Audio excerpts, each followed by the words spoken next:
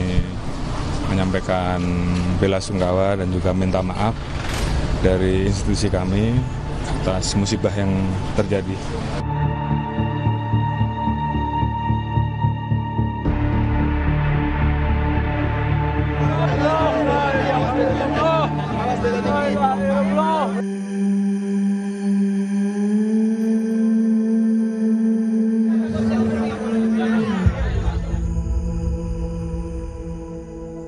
Saya terkejut dan kecewa dengan tindakan petugas yang berlebihan.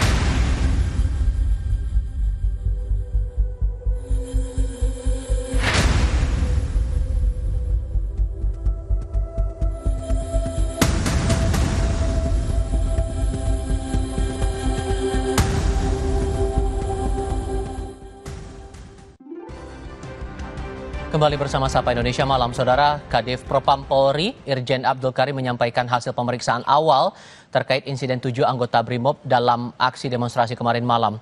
7 terduga anggota BRIMOB yang terlibat terbukti melanggar kode etik kepolisian. Dan selama pemeriksaan selanjutnya, ke-7 anggota BRIMOB itu akan menjalani penempatan khusus atau patsus di Divisi Propam Polri selama 20 hari.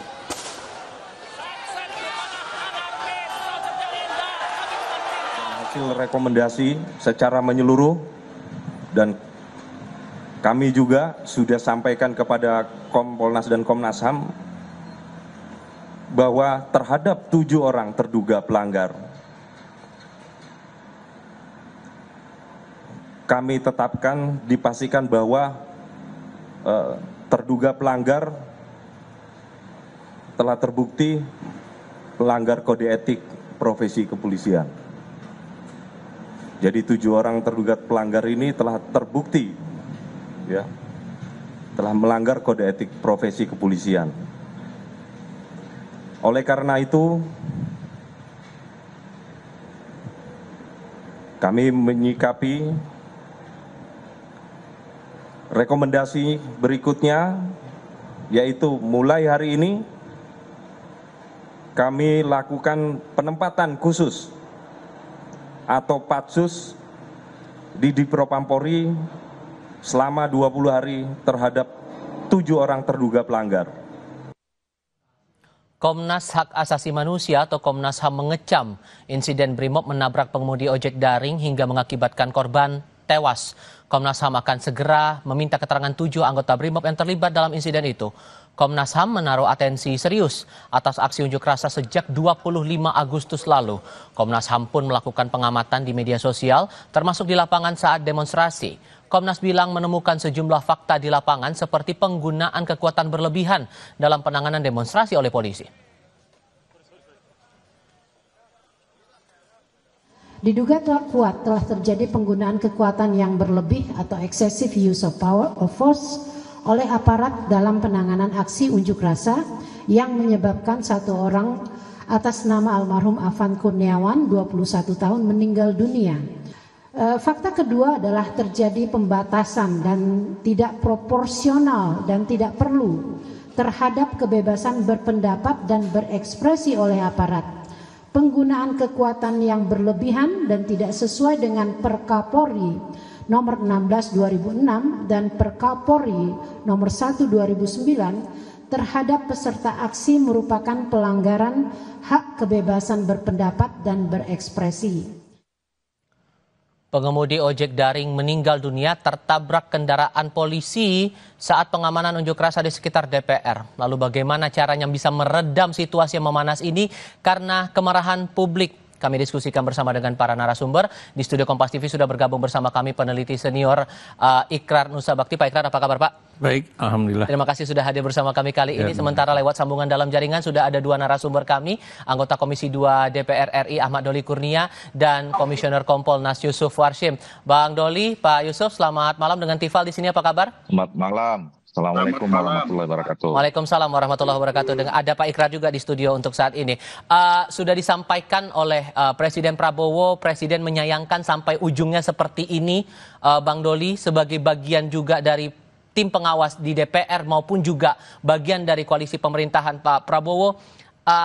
Apakah sudah menduga akan ujungnya seperti ini? Mengingatkan kalau dari timeline, Senin ada demonstrasi, kemudian Rabu ada, dan ternyata ceritanya malah seperti ini sekarang.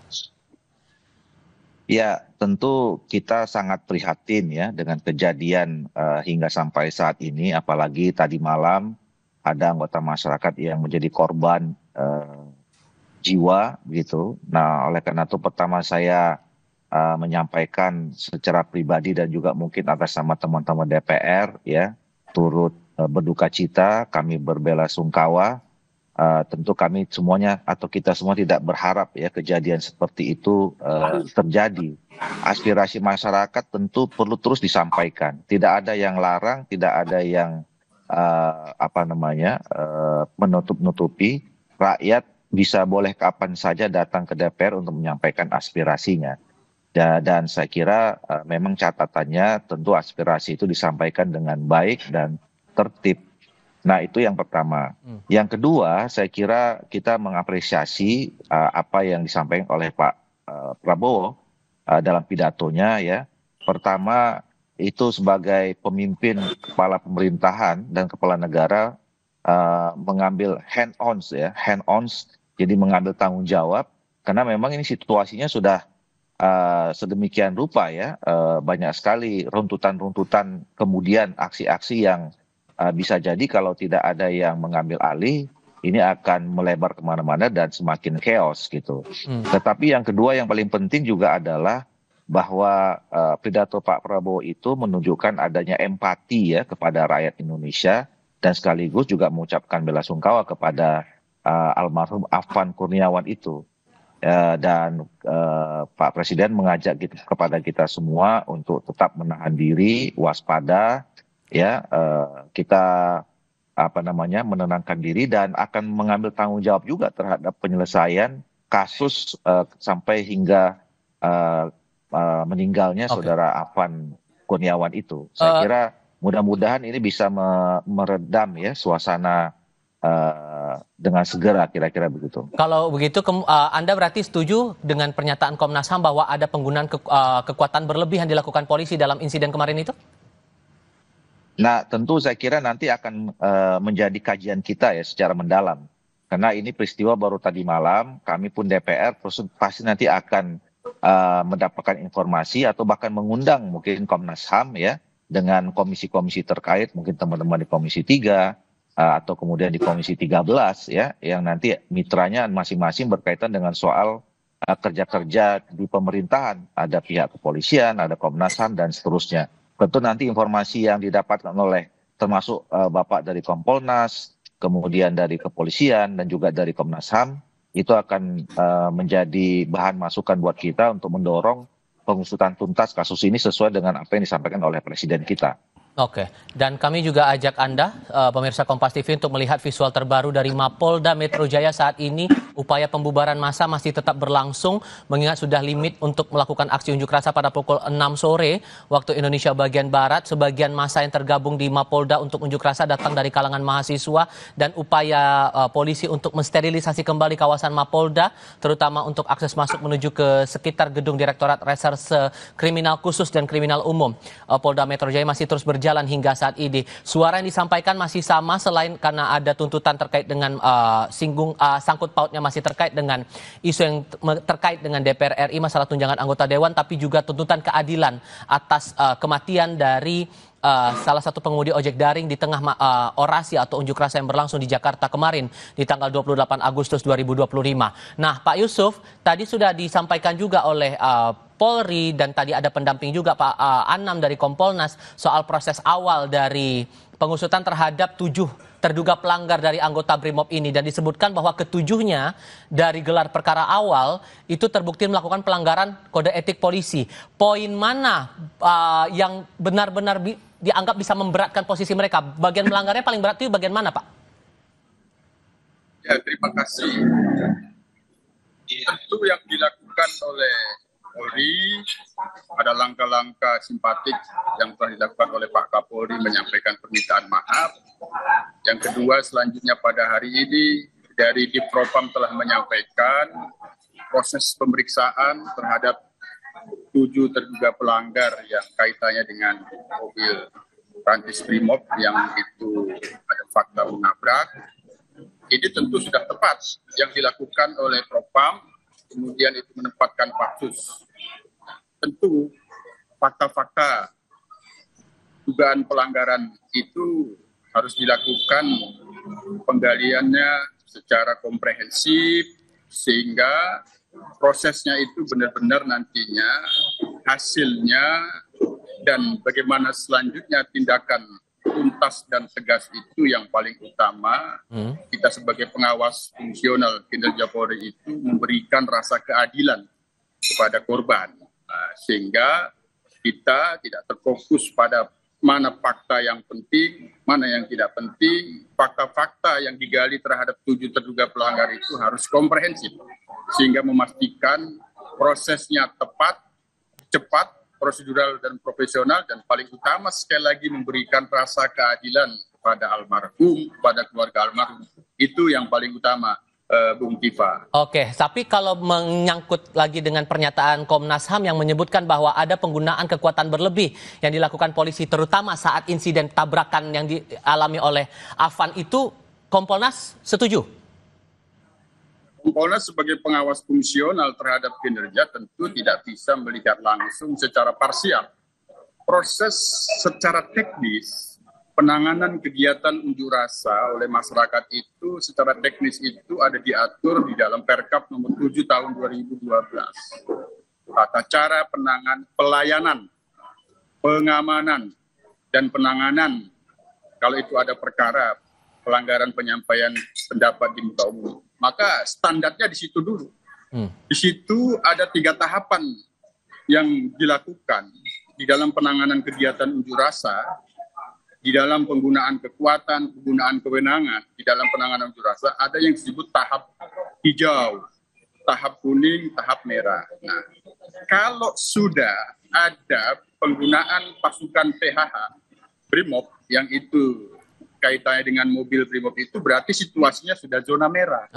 Situasi merah itu terjadi indikasi-indikasi pelanggaran hukum, anarkisme, maka di situ sudah masuk pasukan huru-hara, tidak lagi dalam pengendalian Dalmas. Nah, oleh karenanya proses tahapan-tahapan ini tentu untuk bisa menyimpulkan bagaimana tentu harus dilakukan evaluasi secara komprehensif. Apakah situasi hijau, adanya negosiasi kepada Korlap itu sudah dilakukan secara humanis, yang kemudian himbauan kepolisian oleh Komandan Dalmas itu telah dilakukan, tetap saja masa melakukan indikasi-indikasi menuju anarkisme sehingga masuk ke zona merah, itu harus dilakukan evaluasi, tidak bisa kita langsung menyimpulkan secara parsial. Nah, ini tugas Kompolnas memastikan itu. Kalau yang Anda cermati juga Prof. Ikrar, ini kan awalnya dari tuntutan massa terkait dengan tunjangan DPR di hari Senin kemarin itu. Ujungnya juga ricuh. Kemudian di hari Rabu ada demonstrasi kembali, ricuh kembali. Tapi ternyata ada peristiwa ini. Berujung seperti ini, benang merah yang Anda tangkap nih, apa yang keliru selama ini? Ya, kalau saya lihat ya, ini yang harus diselidiki. Siapa yang kemudian mengorganisasi demo-demo itu, ya, dan kemudian siapa juga yang memberikan misalnya petasan dengan daya ledak yang tinggi, atau ini karena biar bagaimanapun nih polisi itu kan juga dilemparin dengan petasan yang cukup membahayakan keamanan mereka. Itu satu ya. Kedua ya, apakah kemudian polisi sendiri atau bagian dari intelijen ya itu kemudian tidak melakukan suatu yang disebut dengan velok exactus.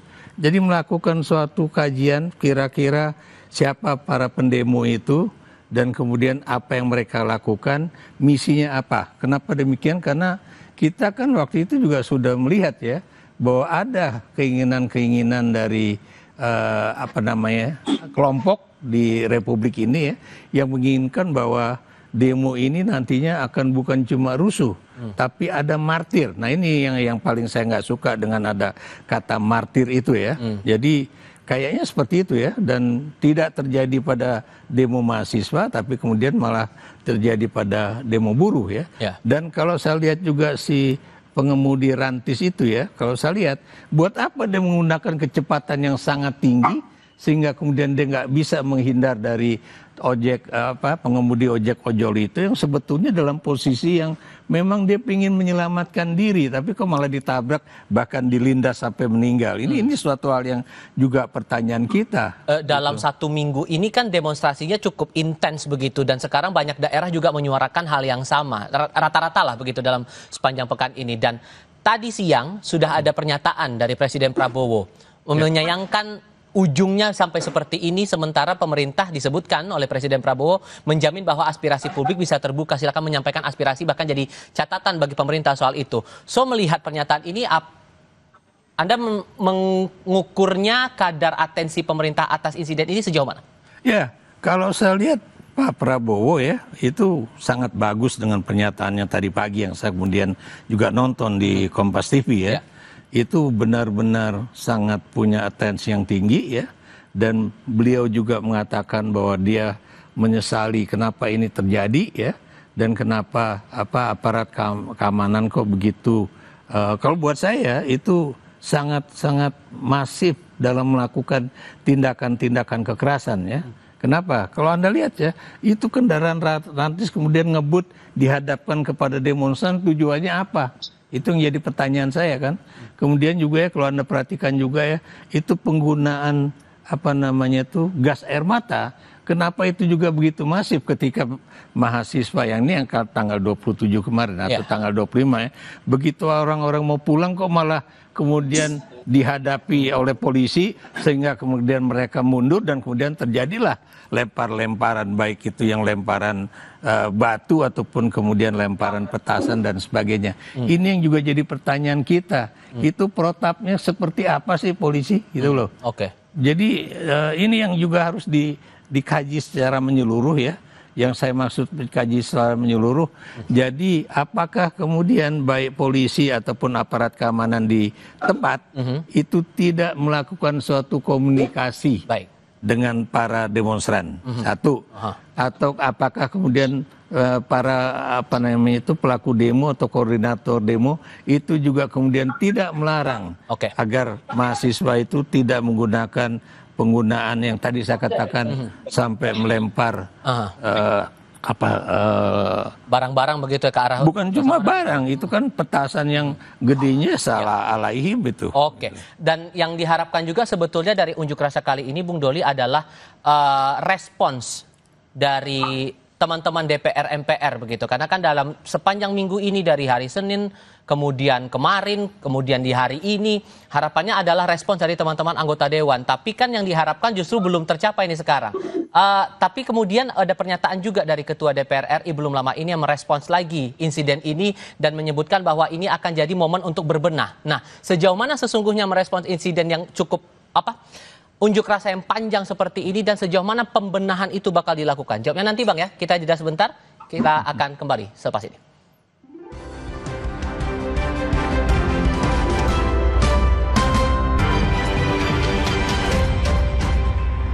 Kompas Update dipersembahkan oleh Morinaga. Selamat malam saudara, pengemudi ojek daring di Madiun, Jawa Timur menggelar sholat gaib dan doa bersama untuk mendiang Afan Kurniawan.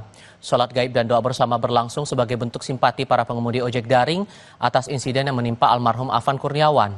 Pengemudi ojek daring menyampaikan bela sungkawa mendalam kepada keluarga korban. Mereka juga berharap polisi mengusut tuntas kasus ini secara terang dan transparan.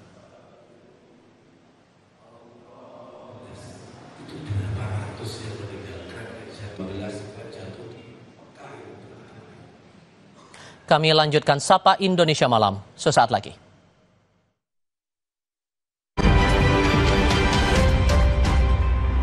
Kompas Update dipersembahkan oleh Morinaga.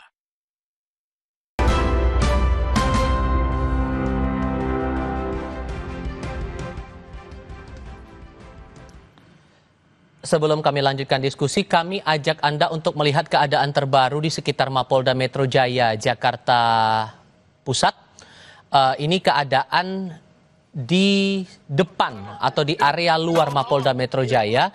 Massa masih berkumpul di sekitar markas polisi sampai dengan saat ini, meskipun kemudian sudah lewat hampir 1 jam limit waktu untuk melakukan orasi atau unjuk rasa di Mapolda Metro Jaya. Massa yang tergabung dari berbagai aliansi, terutama dari kalangan mahasiswa, paling banyak berkumpul di markas Polda Metro Jaya menyuarakan sejumlah aspirasi, termasuk poin yang disoroti untuk saat ini adalah terkait dengan transparansi atas pengusutan kasus kematian seorang pengemudi ojek daring, Afan Kurniawan, yang tertabrak kendaraan taktis milik Brimob Polda Metro Jaya, dan diharapkan ini semua berjalan secara transparan. Polisi tampak ini visual dari 2 sudut gambar berbeda. Di sebelah kiri Anda adalah area luar dari markas Polda Metro Jaya, sementara di sebelah kanan ini adalah visual di dalam Mapolda, persisnya di akses masuk mendekati gedung Ditreskrimum dan Ditreskrimsus Polda Metro Jaya. Polisi berupaya untuk membubarkan massa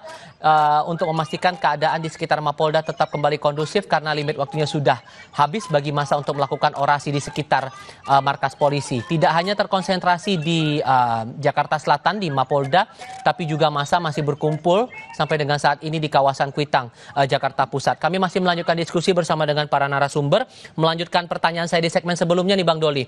Harapan yang diinginkan oleh demonstran ini sepanjang demonstrasi pekan ini kan adalah respon, jawaban langsung dari anggota DPR kepada mereka yang sudah bersuara di depan gerbang DPR MPR itu. Tapi kan sampai sekarang belum kedengaran langsung atau terlihat anggota menjawab kegundahan, kegelisahan mereka. Pertanyaan muncul kemudian, menunggu apa Bang sampai ujungnya sampai seperti ini begitu? Iya, tentu kami memberikan apresiasi apapun yang disampaikan oleh masyarakat, ya, rakyat ke DPR. Dan kami menerimanya dengan baik. Nah, tinggal tadi kita coba jelaskan satu-satu. Kalau bicara tentang penyampaian aspirasi soal tunjangan, itu kan sudah dijelaskan, ya, berapa sebetulnya penerimaan yang diterima oleh DPR, dan itu bisa juga diakses langsung ke Sekretariat Jenderal. Bahkan pimpinan DPR pernah menyampaikan juga bahwa yang selama ini yang banyak disoroti adalah tunjangan perumahan, itu sudah dijelaskan bahwa itu nanti sampai Oktober 2025. Nah, setelah itu juga tidak akan ada lagi. Dan kenapa itu terjadi sudah dijelaskan juga pada saat itu. Jadi sudah ada respon yang juga sudah disampaikan. Nah, soal kemarin misalnya aspirasi yang disampaikan oleh teman-teman Bapak Ibu buruh, itu tentu juga menjadi catatan kami. Kan kemarin mereka menuntut kenaikan upah, ya, terus kemudian penghapusan outsourcing dan segala macam itu. Nah, itu nanti akan kami bicarakan, akan kami bahas dengan di komisi terkait dengan pemerintah, karena kan itu kan pada akhirnya kebijakan pemerintah yang akan diambil, ya. Nah, tentu nanti akan kami diskusikan hal-hal yang disampaikan itu. Dan memang kan tidak mungkin misalnya kemarin mereka menyampaikan kenaikan upah buruh, ya, terus kita jawab langsung, karena itu juga kan yang bisa memberikan keputusan adalah pemerintah. Kami akan menyampaikan nanti kepada pemerintah. Jadi intinya adalah saya mau sampaikan bahwa sesungguhnya kami ini berupaya, ya, untuk mendengarkan semua aspirasi rakyat Indonesia dan terus memperjuangkan dengan sungguh-sungguh. Bahwa kemudian dalam perjalanannya ada pernyataan, tindak tanduk, sikap, kemudian perilaku yang memang kurang berkenan selama ini oleh rakyat. Ya, seperti yang saya sampaikan, mungkin saya atas sama teman-teman minta maaf kepada seluruh Indonesia. Tentu ini menjadi koreksi kami, introspeksi kami, apalagi kejadian sampai tadi malam dan hari ini, ya, kita tidak menginginkannya. Dan untuk menebus itu semua, kami berjanji tentu akan bekerja lagi dengan baik dan sungguh-sungguh untuk kepentingan rakyat, bangsa, dan negara Indonesia ke depan. Dan Anda juga merasa bahwa masalah komunikasi antara teman-teman anggota Dewan dengan publik ini memang perlu diperbaiki lagi. Karena kan yang jadi headline bagaimana kemudian merespons dari kegelisahan, kegundahan masyarakat, terutama masa yang berorasi, tapi ternyata tidak dapat jawaban langsung, bahkan anggota Dewan tidak berada di gedung parlemen. Itu Anda mengakui itu juga? Ya, semua kekurangan itu tentu pasti ada, ya, di dalam kiri kami, ya. Dan secara umum kan juga sudah direspon. ya, bahwa saya pernah mengatakan kadang-kadang kan memang cara gaya komunikasi masing-masing anggota DPR ini bisa berbeda-beda, dan juga situasinya pada saat menyampaikan juga berbeda-beda. Situasi yang dihadapi hari ini dengan kemarin tentu beda dengan besok gitu. Nah, itu memang tidak bisa secara institusi ya kita kemudian menyimpulkan. Nah, tetapi tentu bagi kami, terutama saya lah, ini situasi yang membuat kami ini menjadi ya sangat serba salah begitu ya, dan tentu ini menjadi koreksi buat kami ke depan untuk tidak terulang lagi. Prof. Ikrar juga merasakan hal yang sama karena begini, karena kan melihat unjuk rasa yang sudah berlangsung dalam pekan ini saja sudah ujungnya seperti ini terus, dan ternyata responnya belum sepenuhnya, kalau melihat dari ricuh yang berlangsung ujungnya setiap demonstrasi itu, tidak ada kepuasan yang didapatkan oleh para demonstran ini atas jawaban dari DPR atau respons dari DPR itu tadi. Ya, jadi sebetulnya kan tuntutan dari para demonstran itu kan juga nggak banyak ya. Satu misalnya ya, bagaimana supaya tunjangan dari anggota DPR itu diturunkan. Karena ini juga lihatlah bagaimana kok Anda bisa hidup satu hari 3 juta sementara Anda tahu yang namanya buruh ataupun ojol itu pendapatan satu hari berapa? Paling 1 bulan dia bisa dapat 3 jutaan. Itu satu ya. Kedua ya, ini juga teman-teman DPR ya, ini seperti kayak Bung Doli ini kan udah cukup lama jadi anggota DPR. Masa kemudian tidak memiliki di DPR itu ya orang-orang yang kemudian siap untuk menghadapi perwakilan dari demonstran untuk bicara. Ya, dan kemudian kalau Anda pertanyakan juga kenapa misalnya para pendemo itu juga makin marah, karena teman-teman anggota DPR itu membuat pernyataan-pernyataan yang seakan-akan jangan disamakan dong antara anggota DPR dengan misalnya buruh pabrik ataupun yang lain-lain begitu kan. Seakan-akan mereka itu memiliki punya hak istimewa untuk mendapatkan berbagai tunjangan-tunjangan yang nilainya itu auzubillah min zalik ya. Itu belum termasuk kalau misalnya yang dikatakan oleh Krisdayanti ya, berapa uang untuk reses, berapa untuk komunikasi dengan rakyat ya di daerah pemilihan. Itu kan nilainya gede banget itu. Baik. Oke, tapi di sisi lain karena unjuk rasa ini sudah dijamin undang-undang, semua bisa menyuarakan aspirasi. Yang juga menjadi sorotan sekarang ini Pak Yusuf adalah standar prosedur dari pengamanan yang dilakukan satuan pengamanan terutama polisi saat berada di unjuk rasa, terutama lagi khususnya lagi saat kondisi sudah mulai chaos, saat mulai ricuh. Sebetulnya Pak, melihat fenomena yang kita lihat sekarang ini dalam 3 hari atau 3 kali unjuk rasa di Jakarta setidaknya, SOP. Satu pertanyaan sederhana untuk masing-masing narasumber saya, Pak Yusuf. Pertanyaan saya sebelumnya, melihat dinamika unjuk rasa saat ini yang ujung-ujungnya ricuh, Anda melihat ada SOP yang dilanggar polisi tidak yang sudah melampaui batas ini? Yang paling penting dan utama saat ini prioritas memberikan rasa keadilan terhadap korban almarhum Afan. Itu dulu harus tuntas dan tegas prosesnya, itu kita awasi secara maksimal. Yang kedua, terkait dengan situasi di dalam data yang ada di kita selama ini, kalau sudah masuk dalam tahap situasi merah, yang itu ada indikasi pelanggaran hukum dan anarkisme, itu tidak bisa memang dipungkiri selalu ada korban. Nah, korban itu tidak hanya juga masyarakat yang melakukan kegiatan unjuk rasa, juga petugas. Nah, oleh karena itu kejadian dengan mobil rantis ini barangkali memang perlu dilakukan evaluasi penggunaan mobil pengurai, karena namanya anggota ketika itu diperintahkan untuk menggunakan itu pada situasi sudah indikasi chaos, tafsirannya kan digunakan kendaraan itu. Sehingga ini tentu ke depan seiring 7 terduga pelanggar ini diproses secara tuntas dan tegas, kami sebagai pengawas tentu akan melakukan evaluasi dan penilaian penanganan situasi unjuk rasa yang sudah dalam kategori merah, yang itu terjadi chaos, bagaimana meminimalisir korban dan tidak terjadi pelanggaran-pelanggaran termasuk penggunaan mobil rantis seperti pada saat ini yang menimbulkan korban. Bang Doli, karena kan kembali lagi hulunya dari demonstrasi panjang ini karena masalah tunjangan DPR, suara aspirasi masyarakat yang tidak sesuai dengan keadaan ekonomi saat ini. Anda bilang bahwa terutama mengutip pernyataan Ketua DPR akan memperbaiki lagi, berbenah lagi, wujud konkretnya akan bagaimana? Harapannya kan kita nggak mau lagi terjadi ada demo besar-besaran seperti ini lagi begitu. Ya, tentu nanti akan kami bicarakan ya, akan kita evaluasi secara keseluruhan. Yang pasti bahwa selama ini juga harus dilihat secara objektif.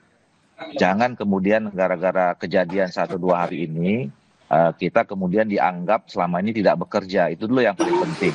Nah, kami terus bekerja dan apa yang menjadi aspirasi tentu akan kami serap, akan kami diskusikan, dan kami akan sampaikan kepada pemerintah untuk memberikan yang terbaik buat rakyat Indonesia. Gitu. Oke, so melihat dua fenomena ini Pak, suara publik masalah DPR, kemudian sekarang menuntut keadilan, kita berharap jangan sampai demo besar terulang lagi untuk hari-hari berikutnya, agar bisa meredam amarah publik ini, siapa melakukan apa? Ya, yang jelas ya, yang semuanya harus melakukan suatu kajian atau kajian kembali ya. Kenapa kemudian demonya bisa jadi kayak begitu? Apakah kemudian polisi juga tahu siapa yang kemudian kelompok-kelompok pendemo itu siapa aja koordinator ya. Tapi buat saya, kalau ini terjadi di negara barat atau apalagi di Jepang, kalau misalnya polisi itu melakukan suatu tindakan yang benar-benar mengakibatkan matinya seseorang, itu nggak ada cara lain ya. Buat saya itu namanya Kapolri bukan cuma datang ke rumah mengatakan belasungkawa dan sebagainya. Harusnya sebagai tanggung jawab dia sebagai pimpinan mundur. Itu biasanya seperti itu.